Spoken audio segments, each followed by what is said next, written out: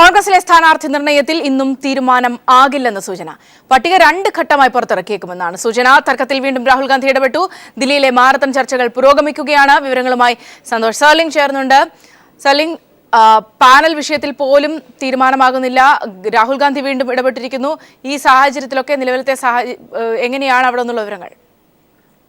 സൗമ്യ, ഏറ്റവും തർക്ക വിഷയമായ 5 സീറ്റുകളുടെ കാര്യത്തിൽ വിട്ടുവീഴ്ചയ്ക്കില്ലെന്ന് ഉമ്മൻചാണ്ടിയും VM സുധീരനും ഇന്ന് ഹൈക്കമാൻഡിനെ അറിയിച്ചു. ഇന്ന് രാവിലെ രാഹുൽ ഗാന്ധിയുമായി നടത്തിയ കൂടിക്കാഴ്ചയിൽ സുധീരൻ ഇവരെ 5 പേരെ മത്സരിപ്പിച്ചാൽ പിന്നെ തനിക്ക് അധ്യക്ഷ സ്ഥാനത്ത് തുടരാനാകില്ല എന്ന നിലപാടാണ് കൈക്കൊണ്ടത്. ഉമ്മൻചാണ്ടിയും ഇതേ ആശയം തന്നെയാണ് ഹൈക്കമാൻഡിനെ കൈമാറിയിരിക്കുന്നത്. താൻ ഇവരെ ഒഴിവാക്കിയിട്ട് താൻ മത്സരരംഗത്തിനില്ല, അങ്ങനെയെങ്കിൽ പ്രചരണത്തിൽ മാത്രം ഒതുങ്ങാം എന്നുവരെ ഉമ്മൻചാണ്ടി ഭീഷണി മുഴക്കിയിട്ടുണ്ട്. ആ സാഹചര്യത്തിൽ ഇപ്പോൾ തെരഞ്ഞെടുപ്പ് സമിതി യോഗം ചേർന്നു. ഹൈക്കമാൻഡിൽ നിന്ന് ലഭിക്കുന്ന സൂചന പ്രകാരം ഈ തർക്ക സീറ്റുകളിൽ, അതായത് 4 സീറ്റുകളാണ് ഇപ്പോൾ തർക്കമായിരിക്കുന്നത്. ഈ കോന്നി, ഇരിക്കൂർ, തൃക്കാക്കര, അടൂർ പ്രകാശിന്റെ കോന്നി, തൃക്കാക്കര, തൃപ്പൂണിത്തുറ തുടങ്ങിയ മണ്ഡലങ്ങളിലൊക്കെ തെരഞ്ഞെടുപ്പ് സമിതി ഒരു തീരുമാനം കൈക്കൊള്ളില്ല. പകരം അത് സോണിയാഗാന്ധിക്ക് വിടും. സോണിയാഗാന്ധി ആയിരിക്കും ഇക്കാര്യത്തിൽ അന്തിമ തീരുമാനം കൈക്കൊള്ളുക. അതിനുശേഷം തെരഞ്ഞെടുപ്പ് സ്ഥാനാർത്ഥി ലിസ്റ്റ് പുറത്തിറക്കും. ഇന്ന് അതുകൊണ്ട് തന്നെ സ്ഥാനാർത്ഥി ലിസ്റ്റ് ഒരു തീരുമാനമാവുകയോ പുറത്തിറക്കുകയോ ചെയ്യുകയില്ല. സന്തോഷ് സാലിംഗാണ് വിവരങ്ങൾ നൽകിയത്. ഇന്നത്തെ ചർച്ചകളിലും തീരുമാനം ആകില്ല. 2 ഘട്ടമായി സ്ഥാനാർത്ഥി പട്ടിക പുറത്തിറക്കാനുള്ള സാധ്യതകളാണ്, ആ വിധത്തിലുള്ള റിപ്പോർട്ടുകളാണ് ദില്ലിയിൽ നിന്നും സന്തോഷ് സാലിംഗ് പങ്കുവയ്ക്കുന്നത്. കോൺഗ്രസ് നേതൃത്വം ഘടകകക്ഷികളുമായി നടത്തിയ ഉഭയകക്ഷി ചർച്ചയിൽ തർക്കം രൂക്ഷമായി. അമ്പലപ്പുഴയ്ക്ക് പകരം പുനലൂർ നൽകാമെന്ന കോൺഗ്രസ് നിർദ്ദേശം JDU തള്ളി. ചടയമംഗലം വേണ്ടെന്ന് ലീഗ് നേതാക്കൾ കോൺഗ്രസ് നേതൃത്വത്തെ അറിയിച്ചു. ഘടകകക്ഷി നേതാക്കളുമായി ജില്ലയിലെ നേതാക്കൾ ഫോണിൽ നടത്തിയ ചർച്ചയാണ് പരാജയപ്പെട്ടത്. കേന്ദ്ര തെരഞ്ഞെടുപ്പ് സമിതിക്ക് മുമ്പായി ഘടകകക്ഷികളുടെ സീറ്റിൽ തീർപ്പുണ്ടാക്കാനുള്ള കോൺഗ്രസ് നേതൃത്വത്തിന്റെ ശ്രമം പരാജയപ്പെട്ടു. ഫോണിൽ നടത്തിയ ഉഭയകക്ഷി ചർച്ചയിൽ അമ്പലപ്പുഴയ്ക്ക് പകരം പുനലൂർ നൽകാമെന്ന കോൺഗ്രസ് നിർദ്ദേശം JDU നേതാക്കൾ തള്ളി. നേരത്തെ അമ്പലപ്പുഴ JDUവിന് നൽകാമെന്നായിരുന്നു ധാരണ. നേമം മണ്ഡലത്തിൽ കോൺഗ്രസ് താൽപര്യമറിയിച്ചു. കോവളം പകരം നൽകിയാൽ മാത്രം നേമം വിട്ടുകൊടുക്കാമെന്ന നിലപാടാണ് JDU സ്വീകരിക്കുന്നത്. RSPക്ക് നൽകിയ ഇരവിപുരത്തിനു പകരം ചടയമംഗലം നൽകാമെന്ന കോൺഗ്രസ് നിലപാട് ലീഗും തള്ളി. ചടയമംഗലം വേണ്ടെന്ന ഉറച്ച നിലപാട് ലീഗ് കോൺഗ്രസ് നേതാക്കളെ അറിയിച്ചു. തെക്കൻ കേരളത്തിൽ വിജയസാധ്യതയുള്ള സീറ്റ് വേണമെന്നാണ് കരുനാഗപ്പള്ളി ലക്ഷ്യമിട്ട് ലീഗിന്റെ ആവശ്യം. ഒരു സീറ്റും അധികം നൽകില്ലെന്ന നിലപാട് കോൺഗ്രസ് തുടരുന്ന സാഹചര്യത്തിൽ ചർച്ചയ്ക്ക് പ്രസക്തിയില്ലെന്നാണ് KM മാണിയുടെ അഭിപ്രായം. പൂഞ്ഞാർ, കുട്ടനാട് സീറ്റുകൾ വെച്ചുമാറണമെന്ന കോൺഗ്രസിന്റെ ആവശ്യവും മാണി തള്ളി. കുന്നത്തൂർ, ഇരവിപുരം, ചവറ സീറ്റുകൾക്ക് പുറമെ അരൂർ, ആറ്റിങ്ങൽ സീറ്റുകൾ നൽകാമെന്ന് RSPയെ കോൺഗ്രസ് നേതൃത്വം അറിയിച്ചിട്ടുണ്ട്. സിനിമാ താരം സിദ്ദിഖിന് അരൂർ നൽകാൻ നേരത്തെ കോൺഗ്രസിൽ ധാരണയുണ്ടായിരുന്നു. ഇതോടെ സിദ്ദിഖ് അരൂരിൽ മത്സരിക്കില്ലെന്ന് ഉറപ്പായി. അതേസമയം കോൺഗ്രസിലെ തർക്കങ്ങൾ തീർത്തിട്ടു മതി ഉഭയകക്ഷി ചർച്ചയെന്ന നിലപാടും ചില ഘടകകക്ഷി നേതാക്കൾ മുഖ്യമന്ത്രിയെയും VM സുധീരനെയും അറിയിച്ചിട്ടുണ്ട്. News bureau, Thiruvananthapuram. Angamaly seat നിഷേധിച്ച UDF നേതൃത്വത്തിനെതിരെ ആഞ്ഞടിച്ച ജോണി നെല്ലൂർ. കോൺഗ്രസ് കൂടെ കൊണ്ട് നടന്ന് ചതിക്കുകയായിരുന്നുവെന്ന് ജോണി നെല്ലൂർ. UDF നേതൃത്വത്തിന് വഞ്ചനയ്ക്കെതിരെ ശക്തമായ നിലപാട് സ്വീകരിക്കുമെന്നും ജോണി നെല്ലൂർ മുന്നറിയിപ്പ് നൽകി. ഭാവി പരിപാടികൾ തീരുമാനിക്കാൻ ജേക്കബ് ഗ്രൂപ്പ് നേതൃയോഗം ഇന്ന് മൂവാറ്റുപുഴയിൽ ചേരും. പാർട്ടിയെ ഒറ്റ സീറ്റിലൊതുക്കിയ UDF നേതൃത്വത്തിനെതിരെ ശക്തമായ പ്രതിഷേധമാണ് ജേക്കബ് ഗ്രൂപ്പിൽ ഉയരുന്നത്. അങ്കമാലി സീറ്റ് നിഷേധിക്കപ്പെട്ട പാർട്ടി ചെയർമാൻ ജോണി നെല്ലൂർ കടുത്ത നിലപാടിലേക്ക് നീങ്ങുന്നുവെന്നാണ് സൂചന. UDF നേതൃത്വത്തിന്റെ നിലപാട് കടുത്ത വഞ്ചനയും ചതിയുമാണെന്ന് ജോണി നെല്ലൂർ മൂവാറ്റുപുഴയിൽ പറഞ്ഞു. ഒരു കാര്യം പറയട്ടെ, കൂടെ കൊണ്ടു നടന്ന് വഞ്ചിക്കുകയായിരുന്നു. ക്രൂരമായ വഞ്ചന, ലോകം കണ്ടിട്ടുള്ളതിൽ വെച്ച് ഏറ്റവും വലിയ ചതി. നീതികേടെന്ന് പറഞ്ഞാൽ ആ വാക്കൊന്നും പോരാ. രാഷ്ട്രീയ വനവാസത്തിനില്ലെന്നും യഥാസമയം കൃത്യമായ നിലപാട് പ്രഖ്യാപിക്കുമെന്നും ജോണി നെല്ലൂർ അറിയിച്ചു. ചില മന്ത്രിമാരുടെ അഴിമതിക്കെതിരെ അഭിപ്രായം പറഞ്ഞതാണ് തനിക്കെതിരെയുള്ള വിരോധത്തിന് കാരണം. പാർട്ടി നിലപാട് തീരുമാനിക്കാൻ ഇന്ന് വൈകിട്ട് നേതൃയോഗം മൂവാറ്റുപുഴയിൽ ചേരും. പിറവം സീറ്റ് തിരികെ നൽകി മത്സരരംഗത്തുനിന്ന് വിട്ടുനിന്ന് പ്രതിഷേധിക്കണമെന്ന നിലപാടും ഒരു വിഭാഗത്തിനുണ്ട്. എന്നാൽ അനൂപ് ജേക്കബ് ഇതിന് സന്നദ്ധമാകില്ലെന്നാണ് സൂചന. സാലി മുഹമ്മദ്, കൊച്ചി. ജോണി നെല്ലൂരിന്റെ പ്രസ്താവനയെക്കുറിച്ച് അറിയില്ലെന്ന VM സുധീരൻ. ഘടകകക്ഷികളുമായി വീണ്ടും യോഗം ചേരുമെന്നും പ്രശ്നപരിഹാരം ഉടനെന്നും സുധീരൻ മാധ്യമങ്ങളോട് പറഞ്ഞു. അല്ല, ഇപ്പോൾ രാഹുൽ ഗാന്ധിയെ സാധാരണ രീതിയിൽ കണ്ടതാണ്. അദ്ദേഹത്തെ കണ്ട് പൊതുവെ കാര്യങ്ങളൊന്നും അദ്ദേഹത്തിൻ്റെ ശ്രദ്ധയിൽ കൊണ്ടുവരിക എന്ന ഉദ്ദേശത്തോടുകൂടിയാണ് അദ്ദേഹത്തെ കണ്ടിട്ടുള്ളത്. പിന്നെ സീറ്റുകളെ സംബന്ധിച്ച തർക്കങ്ങളൊക്കെ വലിയ താമസം കൂടാതെ തന്നെ തീരും. അത് തീർക്കാനുള്ള ശ്രമങ്ങളാണ് നടത്തിക്കൊണ്ടിരിക്കുന്നത്. അതെല്ലാം ഭംഗിയായി തന്നെ തീരുമെന്ന പ്രതീക്ഷയാണ്.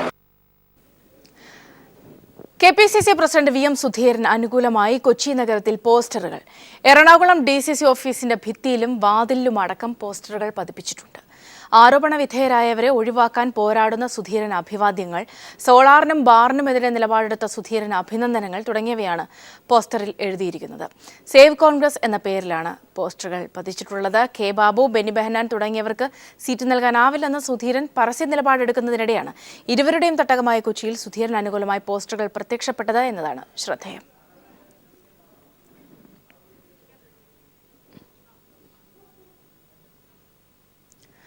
മന്ത്രി അടൂർ പ്രകാശിനെതിരെ ത്വരിത അന്വേഷണത്തിന് ഉത്തരവിട്ട മൂവാറ്റുപുഴ വിജിലൻസ് കോടതി ഉത്തരവ് ഹൈക്കോടതി ശരിവച്ചു.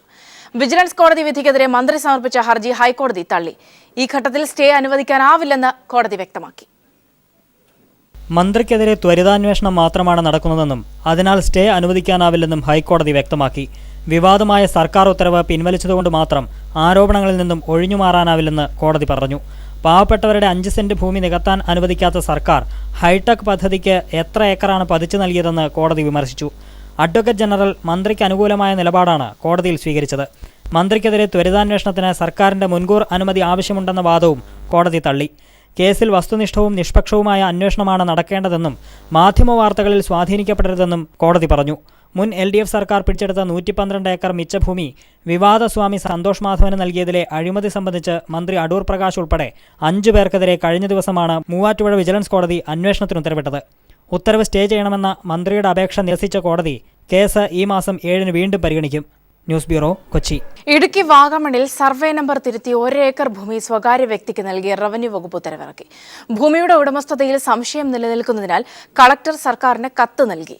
പട്ടയത്തിൽ പിശകുണ്ടെങ്കിൽ റദ്ദാക്കണമെന്ന ചട്ടം നിലനിൽക്കെയാണ് സ്വകാര്യ വ്യക്തിക്ക് സർവേ നമ്പർ തിരുത്തി ഭൂമി നൽകാൻ സർക്കാർ ഉത്തരവിട്ടത്. ഉത്തരവിന്റെ പകർപ്പ് പീപ്പിൾ TVക്ക് ലഭിച്ചു. ഇടുക്കി പീരുമേട് താലൂക്കിൽ വാഗമൺ വില്ലേജിൽപ്പെട്ട 1 ഏക്കർ ഭൂമിയാണ് നിയമവിരുദ്ധമായി സ്വകാര്യ വ്യക്തിക്ക് നൽകാൻ റവന്യൂ വകുപ്പ് തീരുമാനിച്ചിരിക്കുന്നത്. ഇത് സംബന്ധിച്ച ഉത്തരവ് റവന്യൂ വകുപ്പ് പുറത്തിറക്കി. ഉത്തരവിന്റെ പകർപ്പ് പീപ്പിളിന് ലഭിച്ചു. വാഗമൺ വില്ലേജിലെ സർവേ നമ്പർ 724-ൽപ്പെട്ട 1 ഏക്കർ ഭൂമിയാണ് സർവേ നമ്പർ മാറ്റി നൽകി സ്വകാര്യ വ്യക്തിക്ക് നൽകാൻ കളക്ടറെ ചുമതലപ്പെടുത്തിയത്. 724 എന്ന സർവേ നമ്പറിന്റെ അതിരുകൾ സർക്കാർ ഭൂമിയാണെന്നും രേഖകൾ വ്യക്തമാക്കുന്നുണ്ട്. 1984-ൽ അലേഷ്യസ് പുത്തൻപുരയ്ക്കൽ എന്ന വ്യക്തിക്ക് പട്ടയം ലഭിച്ച 2.75 ഏക്കർ ഭൂമിയാണിത്. ഇതിൽ നിന്നും 1 ഏക്കർ ഭൂമി അലേഷ്യസ് ഗ്രീൻ മൗണ്ട് ഫാക്ടറിക്ക് വിൽക്കുകയും ചെയ്തു. ഈ ഭൂമി KFCയിൽ പണയപ്പെടുത്തി വാങ്ങിയ ആൾ വായ്പ എടുത്തിരുന്നു. വായ്പ മുടങ്ങിയതോടെ KFC ഭൂമി ജപ്തി ചെയ്ത് ലേലം ചെയ്തു. ഈ ഭൂമി വാങ്ങിയ മാത്യു ജോസഫിന്റെ അപേക്ഷ പരിഗണിച്ചാണ് സർവേ നമ്പർ തിരുത്തി നൽകാൻ റവന്യൂ വകുപ്പ് ഉത്തരവിട്ടത്. എന്നാൽ പട്ടയത്തിൽ ഏതെങ്കിലും തരത്തിലുള്ള പിശകുണ്ടായാൽ പട്ടയം റദ്ദാക്കണമെന്നാണ് ചട്ടം. ഇത് പാലിക്കാതെയാണ് ഭൂമിയുടെ സർവേ നമ്പർ തിരുത്തി നൽകാൻ സർക്കാർ കളക്ടറെ ചുമതലപ്പെടുത്തിയത്. എന്നാൽ ഭൂമി സർക്കാരിന്റേതാണോ എന്ന സംശയം കളക്ടർ പ്രകടിപ്പിച്ചിട്ടുണ്ട്. Leslie John, news bureau, Idukki. UDF ഭരണം മാറണമെന്ന് കൂത്തുപറമ്പിൽ ജീവിക്കുന്ന രക്തസാക്ഷി പുഷ്പൻ. നികേഷ് കുമാർ അടക്കമുള്ളവർ ഇടതുപക്ഷത്തേക്ക് വന്നതിൽ സന്തോഷമുണ്ട്. പുതിയ തലമുറയുടെ വിരോധമില്ലെന്നും പുഷ്പൻ പറഞ്ഞു. കൂത്തുപറമ്പ് വെടിവെപ്പിലെ ജീവിക്കുന്ന രക്തസാക്ഷി സഖാവ് പുഷ്പൻ പറയുന്നു, UDF ഭരണം അട്ടിമറിയണം, ഇടതുപക്ഷം അധികാരത്തിൽ വരണം. MP നികേഷ് കുമാർ അടക്കം പുതിയ തലമുറയോട് യാതൊരു തരത്തിലുള്ള വിരോധവും ഞങ്ങൾക്കില്ല. ഇത് പറയാൻ ഏറ്റവും യോഗ്യത സഖാവ് പുഷ്പന് തന്നെയാണ്. 1994 നവംബർ 25-നാണ് കൂത്തുപറമ്പിൽ അഴിമതിക്കും ഭരണകൂട ഭീകരതയ്ക്കുമെതിരെ നടന്ന യുവജന സമരത്തിനു നേരെ അന്നത്തെ UDF ഭരണകൂടം നിറയൊഴിച്ചത്. 5 പേർ രക്തസാക്ഷികളാവുകയും സംഭവത്തിൽ പുഷ്പൻ ജീവിക്കുന്ന രക്തസാക്ഷിയായി ഇന്നും ശയ്യാവലംബിയായി കഴിയുകയാണ്. 2016-ലെ തെരഞ്ഞെടുപ്പിൽ MP നികേഷ് കുമാർ അടക്കം ഇടതുപക്ഷമാണ് ശരിയെന്ന് പ്രഖ്യാപിക്കുകയും മത്സരരംഗത്തിറങ്ങുകയും ചെയ്തതോടെ UDF കേന്ദ്രങ്ങൾ കൂത്തുപറമ്പ് സംഭവത്തെ മുതലെടുക്കാനുള്ള ശ്രമം നടത്തുന്നതിനിടയിലാണ് പുഷ്പൻ പ്രതികരിക്കുന്നത്. പുതിയ തെരഞ്ഞെടുപ്പിനെ നേരിടാൻ പോകുന്നു, നികേഷ് കുമാർ അടക്കം മത്സരരംഗത്ത് വരുന്നു. എന്താണ് പുഷ്പന് പറയാനുള്ളത്? UDFന്റെ ഭരണകൂട ഭീകരതക്കും അഴിമതിക്കും എതിരായിട്ടാണ് സമരം ചെയ്തിട്ടുള്ളത്. അന്നും ഇന്നും അങ്ങനെ തന്നെയാണ് സമരം നടക്കുന്നത്. പിന്നെ UDF തകരണം, LDF അധികാരത്തിൽ വരണം എന്നാണ് ആഗ്രഹം. പിന്നെ പുതുതലമുറയോട് ഞങ്ങൾക്കാർക്കും വിരോധമില്ല. അവർ പാർട്ടിയിലേക്ക് വരുന്നതിൽ ഞങ്ങൾക്ക് സന്തോഷമേ ഉള്ളൂ.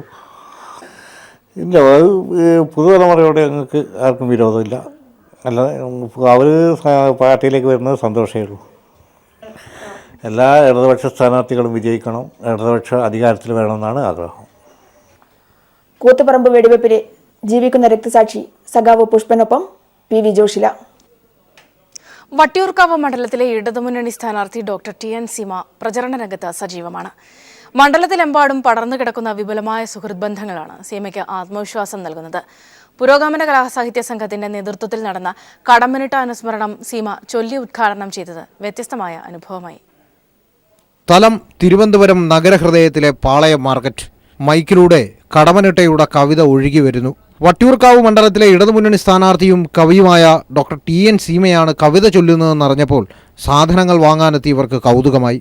കടമനിട്ടയുടെ ഞാൻ ഇവിടെയാണെന്ന കവിത സീമ ചൊല്ലിയപ്പോൾ സദസ്സ് അത് ഏറ്റുചൊല്ലി. ഈ തെരുവീഥിയിൽ എല്ലാ കടയിലും എല്ലാ വിളക്കും അണയുവാൻ കാത്തുകൊണ്ട് ഏതെങ്കിലും കടത്തിണ്ണയിൽ തൻ തൊലി മാത്രം ഉരിഞ്ഞു പുതച്ചൊന്നുറങ്ങുവാൻ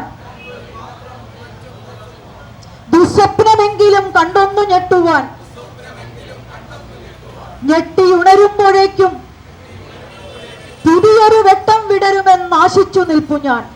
കവിത ചൊല്ലി ഇറങ്ങിക്കഴിഞ്ഞപ്പോൾ പാട്ടും പാടി ജയിക്കുമെന്ന് വോട്ടർമാരിൽ ആരോ ഒരാൾ ഉറപ്പു നൽകി. ദേശീയ അവാർഡ് കരസ്ഥമാക്കിയ പ്രൊഫസർ അലിയ തന്റെ വോട്ട് സീമയ്ക്കായിരിക്കുമെന്ന് വെളിപ്പെടുത്തി. ചെറുപുഞ്ചിരിയോടെ എല്ലാവരോടും അനുഗ്രഹം തേടി സീമ മണ്ഡലത്തിൽ സജീവ സാന്നിധ്യമായി കഴിഞ്ഞു. വരും ദിവസങ്ങളിൽ തന്റെ സൗഹൃദ വലയം ഏറെയുള്ള മണ്ഡലത്തിൽ വ്യത്യസ്തമായ പ്രചരണ രീതികളോടെ സീമ കൂടുതൽ സജീവമാകും. S. ജീവൻകുമാർ, തിരുവനന്തപുരം. നേമത്തെ LDF സ്ഥാനാർത്ഥി V. ശിവൻകുട്ടി MLA കാലിന് പരിക്കേറ്റതിനെ തുടർന്ന് ചികിത്സയിലാണ്. എന്നാൽ ഫോണിലൂടെയും നവമാധ്യമങ്ങളിലൂടെയും പ്രചാരണത്തിൽ ഇപ്പോഴും സജീവമാണ് അദ്ദേഹം. ഇത്തവണയും വിജയം ആവർത്തിക്കാമെന്ന തികഞ്ഞ ആത്മവിശ്വാസത്തിലുമാണ് ശിവൻകുട്ടി. നിയമസഭാ തെരഞ്ഞെടുപ്പിൽ ശ്രദ്ധേയമായ മത്സരം നടക്കുന്ന മണ്ഡലങ്ങളിലൊന്നായ നേമത്ത് LDF സ്ഥാനാർത്ഥി V. ശിവൻകുട്ടി MLA ദിവസങ്ങൾക്ക് മുമ്പ് തന്നെ പ്രചരണ രംഗത്ത് സജീവമായിരുന്നു. അതിനിടയിലാണ് വീഴ്ചയിൽ അദ്ദേഹത്തിന്റെ കാലിന് ക്ഷതമേറ്റത്. ഇപ്പോൾ ആയുർവേദ ചികിത്സയ്ക്ക് വിധേയനായി വീട്ടിൽ വിശ്രമിക്കുകയാണ് V. ശിവൻകുട്ടി. ധൃതി പിടിച്ച് ഇറങ്ങുന്നതിന് വേണ്ടിയുള്ളൊരു പരിശ്രമം നടത്തിയപ്പോൾ ബാത്റൂമിൽ സ്ലിപ്പ് ചെയ്ത് അപ്രതീക്ഷിതമായ ഒരു വീഴ്ച ഉണ്ടായി. അപ്പോൾ ഇടത്തേക്കാലിൻ്റെ ലിഗമെൻ്റ് തകരാറായി. ലിഗമെൻ്റ് തകരാറായാൽ പിന്നെ ഏറ്റവും കൂടുതൽ ഒരു വിശ്രമമാണ് ഏറ്റവും പ്രധാനപ്പെട്ട സംഗതി. ഇപ്പോൾ 26 മുതൽ ഞാൻ പൂർണ്ണമായ വിശ്രമത്തിലാണ്. 7 ദിവസത്തെ ചികിത്സയും വിശ്രമവുമാണ് ഡോക്ടർ നിർദ്ദേശിച്ചത്. അപ്പോഴും ഫോണിലൂടെയും നവമാധ്യമങ്ങളിലൂടെയും വോട്ടഭ്യർത്ഥിക്കുന്ന തിരക്കിലാണ് അദ്ദേഹം. 7 ദിവസം ഞാൻ ഇപ്പോൾ മണ്ഡലത്തിൽ നിന്ന് മാറി നിന്നുകൊണ്ടൊന്നും വേറെ ബുദ്ധിമുട്ടുണ്ടാവുന്നില്ല. കാരണം ഇടതുപക്ഷ ജനാധിപത്യ മുന്നണിയുടെ പ്രവർത്തകർ വാശിയോടുകൂടി പ്രവർത്തന രംഗത്ത് വന്നിട്ടുണ്ട്. ഒരാഴ്ചത്തെ ചികിത്സ പൂർത്തിയാക്കി 3 ദിവസത്തിനകം തന്നെ മണ്ഡലത്തിൽ പ്രചരണത്തിനിറങ്ങാമെന്ന പ്രതീക്ഷയിലാണ് V. ശിവൻകുട്ടി MLA. ഒപ്പം നേമത്ത് വിജയം ആവർത്തിക്കാമെന്ന ഉറച്ച ആത്മവിശ്വാസത്തിലും. ജിതിൻ ചന്ദ്രൻ, തിരുവനന്തപുരം. പ്രതിസന്ധികളോട് പൊരുതിക്കയറിയ ജീവിതമാണ് എറണാകുളം ജില്ലയിലെ കുന്നത്തുനാട് മണ്ഡലത്തിലെ LDF സ്ഥാനാർത്ഥി ഷിജി ശിവജിയുടേത്. ജീവിതത്തിലെ ഇല്ലായ്മകളെ നിശ്ചയദാർഢ്യം കൊണ്ട് നേരിട്ട ഷിജി അഭിഭാഷകയും ബ്ലോക്ക് പഞ്ചായത്ത് അംഗവുമാണ്. റോഡ് അവസാനിക്കുന്നിടത്തു നിന്ന് തുടങ്ങുന്ന ഈ നേർത്ത ചെമ്മൺ പാതയ്ക്കൊടുവിലെ ഇനിയും പണിതീരാത്ത ഈ ചെറിയ വീട്ടിലെ വീട്ടുകാരിയാണ് ഇക്കുറി കുന്നത്തുനാട്ടിൽ ഇടതുപക്ഷത്തിനായി അംഗത്തിനിറങ്ങുന്നത്. പട്ടിണിയും പ്രാരാബ്ദങ്ങളും അടുത്ത കൂട്ടുകാരായിരുന്ന വിദ്യാർത്ഥി കാലഘട്ടത്തിൽ കർഷക തൊഴിലാളികളായിരുന്ന തങ്കപ്പൻ്റെയും തങ്കമ്മയുടെയും മകൾക്ക് ചെരുപ്പ് പോലും ആഡംബര സ്വപ്നങ്ങളായിരുന്നു. എങ്കിലും കരുണയുടെ ചില തുരുത്തുകൾ പിന്നെയും അവശേഷിച്ചിരുന്നു. അവരുടെ സഹായ സഹകരണങ്ങളോടെ നിയമപഠനം വരെ പൂർത്തിയാക്കി. ഈ ദുരിതങ്ങൾക്കെല്ലാം ഇടയിലും സാമൂഹ്യ രാഷ്ട്രീയ രംഗത്തും സജീവമായി. DYFI, all India lawyers union, Mahila association എന്നിവയുടെ സജീവ പ്രവർത്തക. ഡ്രൈവറായ ശിവജിയാണ് ഷിജിയുടെ ഭർത്താവ്. 4ാം ക്ലാസ് വിദ്യാർത്ഥി ഹിതേഷ്, 2 വയസ്സുകാരൻ ഭരത് എന്നിവർ മക്കളാണ്. മികച്ച ഭൂരിപക്ഷത്തോടെയാണ് ബ്ലോക്ക് പഞ്ചായത്തിൽ ഷിജി ഇക്കുറി വിജയം നേടിയത്. കുന്നത്തുനാട് മണ്ഡലം പിടിച്ചെടുക്കുക എന്ന ഉത്തരവാദിത്തമാണ് CPIM-ഉം LDF-ഉം ഇപ്പോൾ ഷിജിയെ ഏൽപ്പിച്ചിരിക്കുന്നത്. പാർട്ടി എന്നെ പരിഗണിച്ചത് തന്നെ വലിയൊരു കാര്യമായിട്ടും അതിനകത്ത് സന്തോഷമുണ്ട്, അല്ലെങ്കിൽ അഭിമാനമുണ്ട്. അപ്പം അത്രയും താഴ്ന്നൊരവസ്ഥയിൽ നിന്ന് എന്നെ ഇത്രയും വലിയൊരു ഉത്തരവാദിത്തം പാർട്ടി ഏൽപ്പിച്ചതിൽ തികച്ചും സാധാരണക്കാരിൽ നിന്നും ഒരാളെയാണ് LDF സ്ഥാനാർത്ഥിയായി തിരഞ്ഞെടുത്തത്. ഈ തീരുമാനം സാധാരണ കർഷക തൊഴിലാളികൾ നിറഞ്ഞ മണ്ഡലത്തെ ആവേശത്തിലാക്കിയിട്ടുണ്ട്. ഇത് തെരഞ്ഞെടുപ്പ് ഫലത്തിലും പ്രതിഫലിക്കും എന്ന വിശ്വാസത്തിൽ തന്നെയാണ് ഇടതുപക്ഷ ക്യാമ്പുകൾ. News bureau, Kochi. വാർത്തകളിലേക്ക്. പാറ്റൂർ കേസിലുള്ള പത്രവാർത്തകൾ അടിസ്ഥാനരഹിതമെന്ന് ലോകായുക്ത.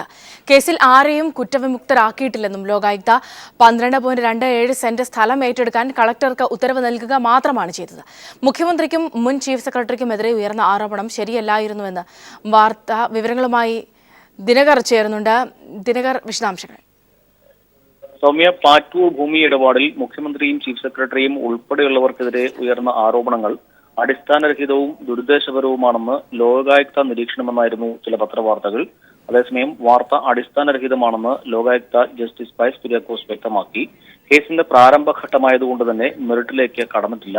ആരെയും കുറ്റവിമുക്തരാക്കി ഉത്തരവും പുറപ്പെടുവിച്ചിട്ടില്ല. പാറ്റൂരിൽ ഫ്ളാറ്റ് കമ്പനി കയ്യേറിയെന്ന് കണ്ടെത്തിയ 12.27 സെന്റ് സർക്കാർ ഭൂമി തിരിച്ചുപിടിക്കാൻ ഉത്തരവിടുക മാത്രമാണ് ചെയ്തത്. ഇതിന് കളക്ടർക്ക് നിർദ്ദേശം നൽകുകയും ചെയ്തു. എന്നാൽ ആരോപണങ്ങൾ ദുരുദ്ദേശപരമാണെന്നും രാഷ്ട്രീയ നേതൃത്വങ്ങളെയും ഉദ്യോഗസ്ഥരെയും അപകീർത്തിപ്പെടുത്താൻ ഉദ്ദേശമുള്ളതായിരുന്നുവെന്നും ഉപലോകായുക്ത നിരീക്ഷണം നടത്തിയിരുന്നു. ഉപലോകായുക്തയുടെ നിരീക്ഷണങ്ങളാണ് ലോകായുക്ത വിധി എന്ന രീതിയിൽ പുറത്തു വന്നത് എന്നും ചൂണ്ടിക്കാണിക്കപ്പെടുന്നു. ഡിവിഷൻ ബെഞ്ചിൽ വരുന്ന കേസിൽ ലോകായുക്തയും ഉപലോകായുക്തയും ചേർന്ന് പുറപ്പെടുവിക്കുന്ന വിധിക്കാണ് സാധുതയെന്നും ഉപലോകായുക്തയുടെ മാത്രം നിരീക്ഷണങ്ങൾ ലോകായുക്തയ്ക്ക് ശരിവെക്കേണ്ടതില്ലെന്നും ജസ്റ്റിസ് പയസ് കുര്യാക്കോസ് ചൂണ്ടിക്കാട്ടി.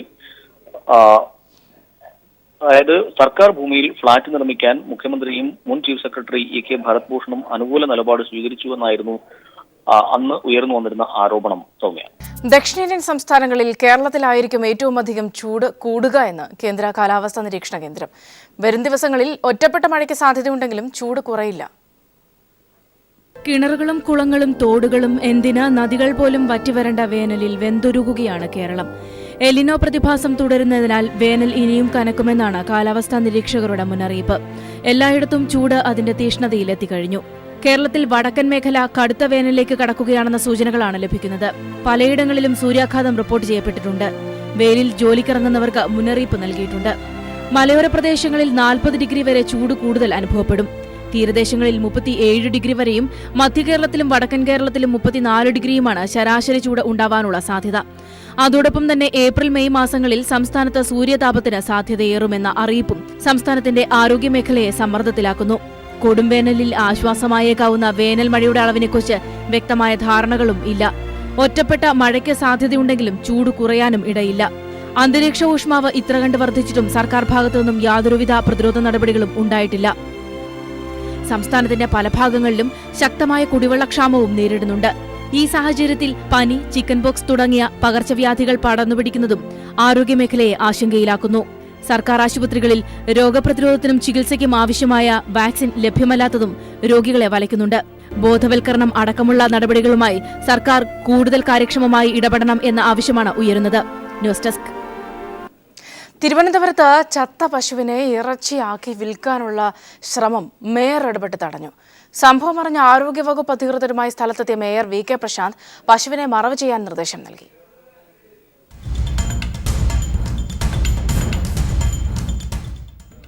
തിരുവനന്തപുരം പാളയം കുന്നുകുഴിയിലായിരുന്നു സംഭവം. അറക്കാൻ കൊണ്ടുവന്ന പശു ഇന്ന് രാവിലെ ചത്തു. പശു കിടന്നിരുന്ന വൃത്തിഹീനമായ സ്ഥലത്ത് വെച്ച് തന്നെ ഇറച്ചിയാക്കാനുള്ള ശ്രമം നാട്ടുകാർ കണ്ടെത്തി. വിവരമറിഞ്ഞ് മേയറും കോർപ്പറേഷനിലെ ആരോഗ്യവകുപ്പ് അധികൃതരും സ്ഥലത്തെത്തി. മേയർ വി കെ പ്രശാന്ത്: അപ്പോൾ ഇതൊരിക്കലും നമുക്ക് അനുവദിക്കാൻ കഴിയാത്ത ഒരു നടപടിയാണ്. അപ്പോൾ തിരുവനന്തപുരം നഗരത്തെ സംബന്ധിച്ചിടത്തോളം ഇത്തരം നടപടികൾ നമുക്ക് ഒരു കാരണവശാലും പ്രോത്സാഹിപ്പിക്കാൻ വേണ്ടി കഴിയില്ല. ഇതിന് ഉത്തരവാദികളായിട്ടുള്ള ആൾക്കാർക്കെതിരെ കർശനമായിട്ടുള്ള നടപടികൾ എടുക്കാൻ വേണ്ടി ബന്ധപ്പെട്ട ഉദ്യോഗസ്ഥരോട് ആവശ്യപ്പെട്ടിട്ടുണ്ട്. പശു എങ്ങനെയാണ് ചത്തതെന്ന് പോലും കണക്കിലെടുക്കാതെയായിരുന്നു ഇറച്ചിയാക്കാനുള്ള ശ്രമം. പിടിച്ചെടുത്ത പശുവിനെ മറവ് ചെയ്യുമെന്ന് മേയർ വ്യക്തമാക്കി. News bureau, Thiruvananthapuram. Pala general ആശുപത്രിയുടെ 2 ഏക്കറോളം ഭൂമി അന്യാധീനപ്പെട്ടു. അക്കൗണ്ട് ജനറലിന്റെ ഓഡിറ്റ് റിപ്പോർട്ടിലും ഭൂമി നഷ്ടപ്പെട്ടതായ പരാമർശം. റിപ്പോർട്ട് പുറത്തുവന്ന 1.5 വർഷമായിട്ടും കയ്യേറ്റ ഭൂമി തിരിച്ചെടുക്കാനുള്ള നടപടികൾ വൈകുകയാണ്. ആശുപത്രിക്കുണ്ടായിരുന്നത് 5.36 ഏക്കർ സ്ഥലമാണ്. റീസർവേ പ്രകാരം ഇത് 4.01 ഏക്കറായി. പുതുക്കിയ റീസർവേ പ്രകാരം നിലവിൽ അവശേഷിക്കുന്നതാകട്ടെ 3.30 ഏക്കർ സ്ഥലം മാത്രമാണ്. ഇതിൽ 13 സെന്റ് സ്ഥലം 2010 റോഡ് വികസനത്തിനായി വിട്ടു നൽകിയിരുന്നു. 60 സെന്റോളം സ്ഥലം അന്യാധീനപ്പെട്ടതായാണ് രേഖകൾ വ്യക്തമാക്കുന്നത്.